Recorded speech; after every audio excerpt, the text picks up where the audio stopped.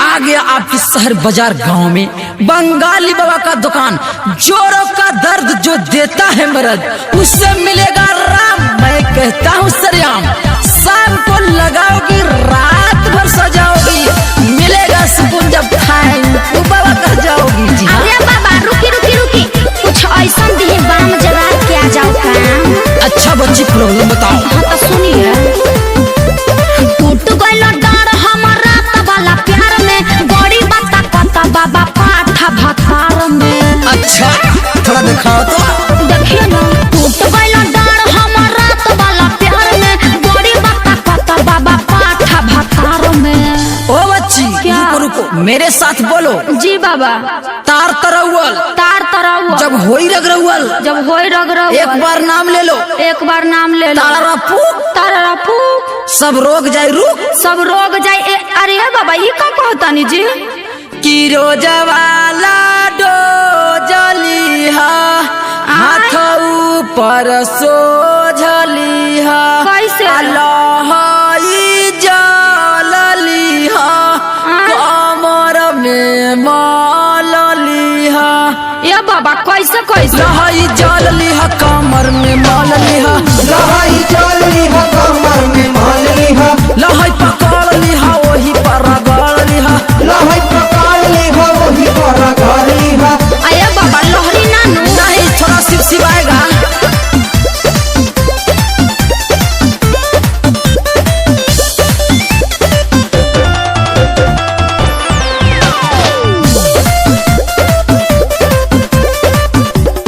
जब से आयोनी हम सासुरवा ठीक से मिलल नहीं सुख, रोज रोज झेले पड़े हमके मरद के दुख।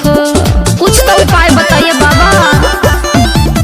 अच्छा काम करी बड़ा लागी रे सुहावन, दवा आयुर्वेदिक बादाम बायकावन। बाबा ये 51 रुपया। 100 जड़ी बूटी से निर्मित उपचार है, लाखों में एक बच्ची दवा हमार है।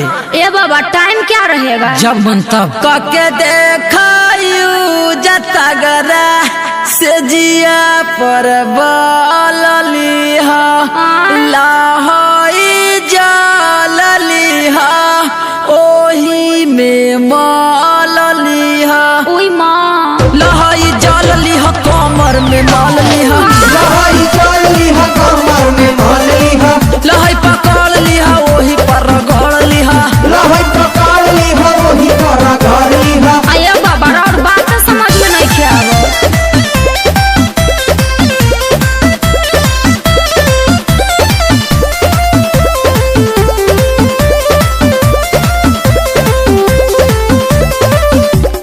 देहे वो हटनिक जैसे हमारा बड़े मोटापा, दबा देता देखे दूबर बिला डरबा के पापा।